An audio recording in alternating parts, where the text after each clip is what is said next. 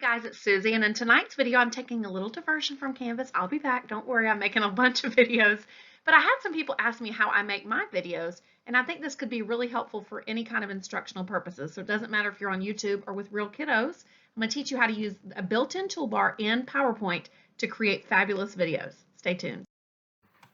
If you've never seen the recording toolbar in PowerPoint, it could be because you have it turned off, and I cannot get this bar to go away. Speaking of bars that are annoying.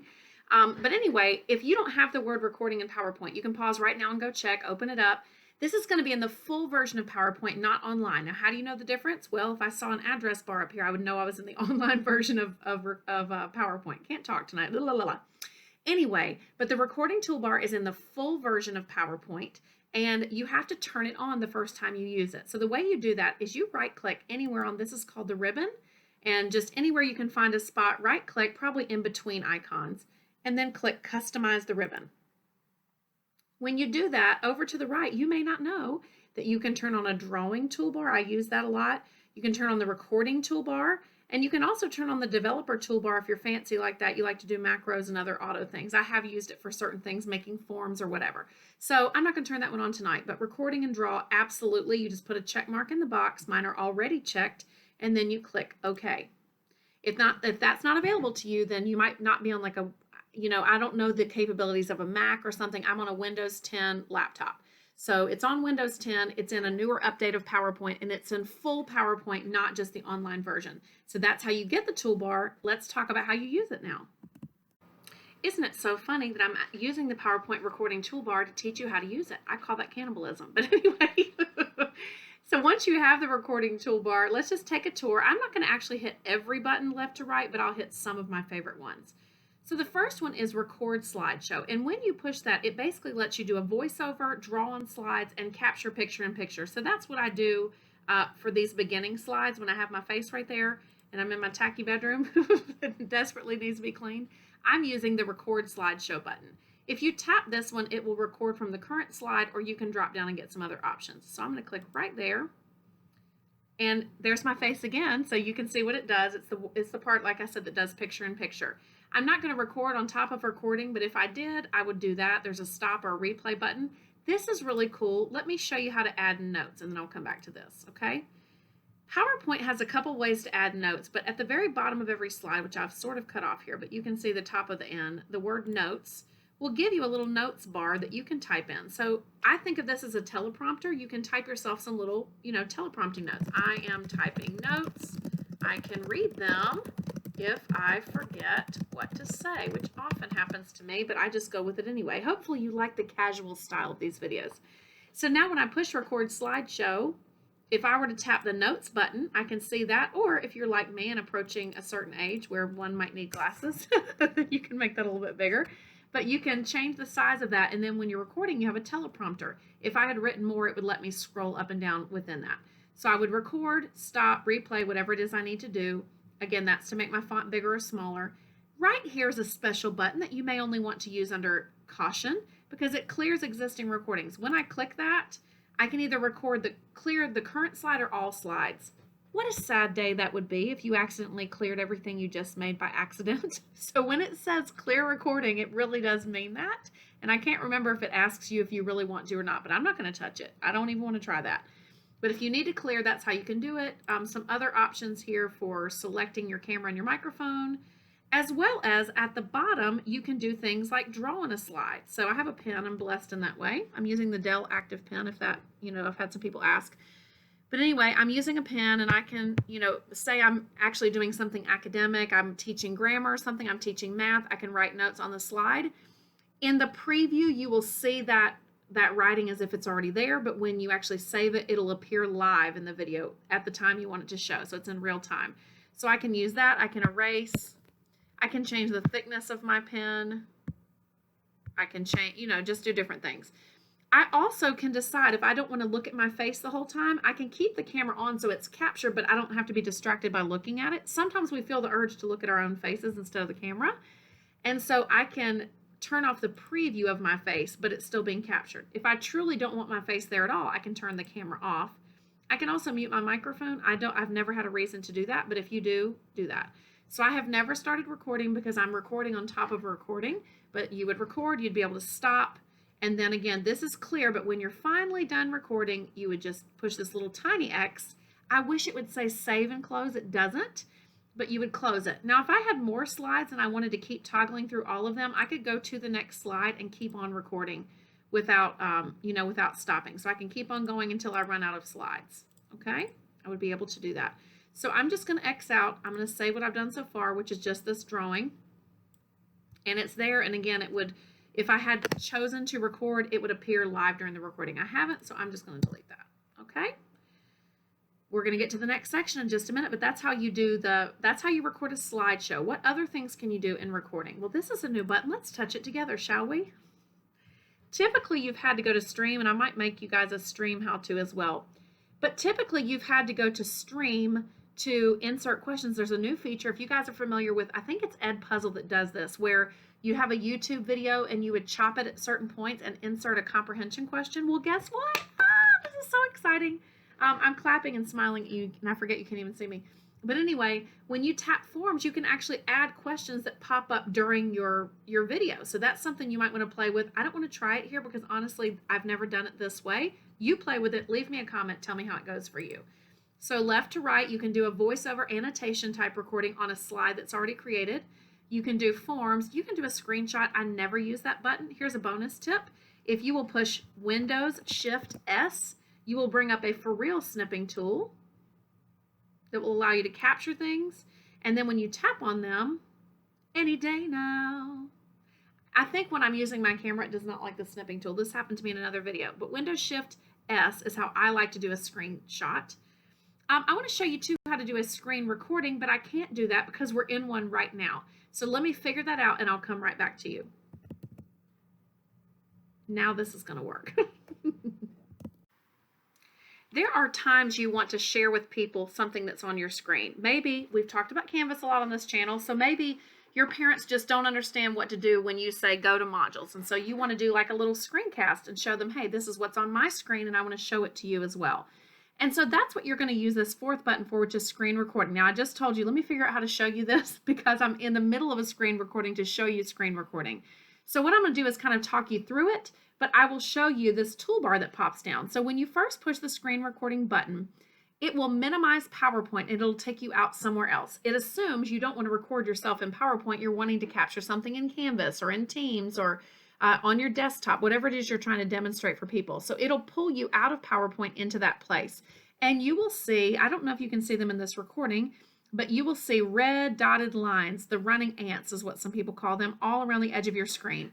If you see those, that lets you know that you're in the middle of a recording. Funny story, when I used to teach teachers the feature, I had this one man who was cracking me up because he didn't know how to stop the recording, but he's capturing himself saying, I don't know how to stop this recording. So you could see the running ants all around the screen if he had known to look for that. So if you see red dotted lines all around your screen, you are still being captured. So here's the toolbar that is also going to pop up when you first push the screen recording button, okay? It's going to give you an option to start recording. I've already started here. And then when you start, it'll give you pause and stop. But the most important thing is going to be to select an area. This is just like the snipping tool. If you'll hold and drag your mouse around, you can trace the area of the screen you wanted to show. Like I'm not showing you my very bottom toolbar here, but I'm showing you all of PowerPoint. So I just drew an area that I wanted to show. You can turn your audio on and off and you can record your pointer. You can also pin this button here, but it kind of looks tacky to leave it right there. However, if you're just learning and you're going to forget how to find this toolbar again, you can pin it so it doesn't go away. It'll just show up in your video. Okay, so I'm going to unpin that because I do know how to get back out of it. When I get off of that toolbar, I'm still recording. I still on my end see red lines, red dots. If I want to get that back two ways, I can pop up to the top right near where probably most people's webcams are in the center top of your screen. If you just hover your mouse there, that's where you can get this toolbar back when you're ready to stop the recording. Or it'll give you a shortcut if you hover right there. You see how it says Windows Shift Q? That's what I was trying to use on the last clip, and I hit Windows Shift S and tried to take a screenshot instead. But Windows Shift Q will stop the recording, and it'll capture the video so that it looks something like what I'm going to show you on another slide.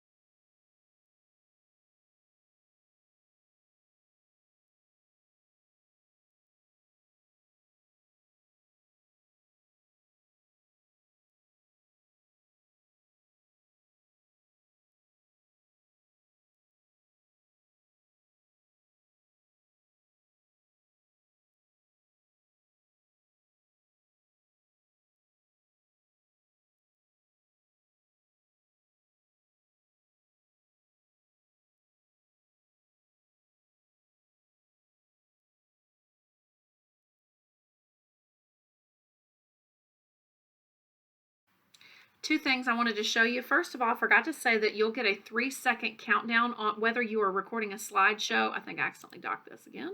Go away. You will get a 3-second countdown on the record slideshow or the screen recording. So don't say your best joke or something at the very beginning and then it's not even capturing you yet. It has a very obvious 3, 2, 1. Okay, but I want to show you also what screencasting looks like. So I showed you on this one, screen recording looks like this little video of my face over here, picture in picture, and I could draw on it or whatever I needed to do. A screencast looks like this. When you hover over it, there's a little play button, okay? Now, I'm going to show you how to save it as a video so you don't have to worry about playing it from here. It will save, it'll play automatically when you render the whole video, which is our next little clip.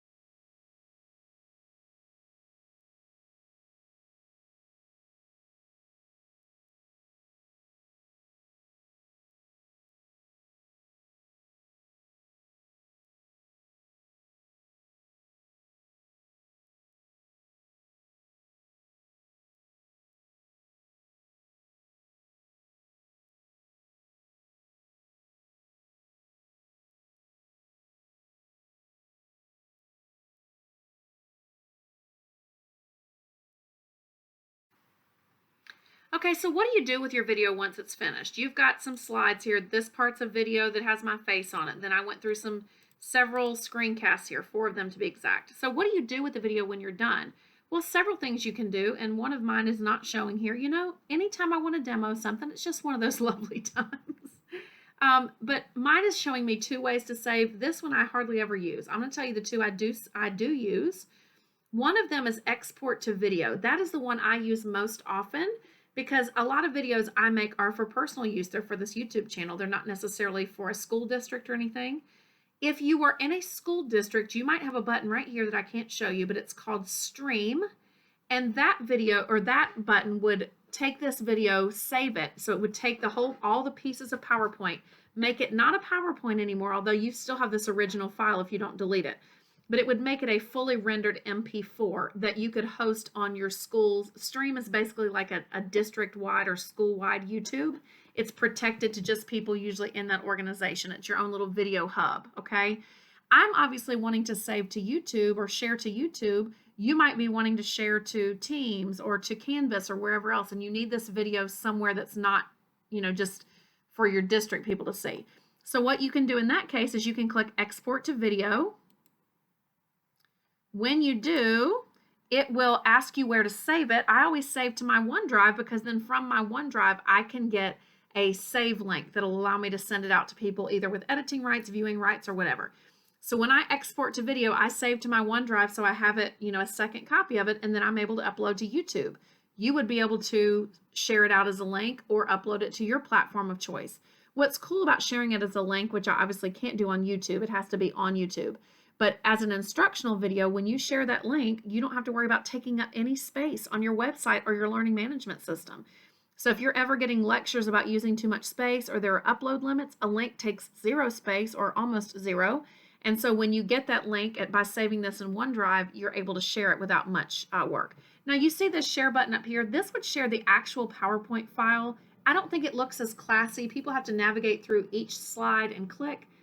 It's your prerogative. You can do what you want to do. If you want to do that, fine. But I always like to export it to a final video and then be able to, you know, share it that way, either via link or via stream or something like that. Hey guys, I put my heart into these videos, so I hope you loved it. I hope you've loved all of them, but if you haven't, then make sure you go back and watch the previous videos. I'm making playlists for you all the time. So if you're somebody who wants time savers, there's a playlist for that. If you want to gamify, playlist for that. And all of my themes of my blog. So, did you like it? Go ahead and click the thumb below.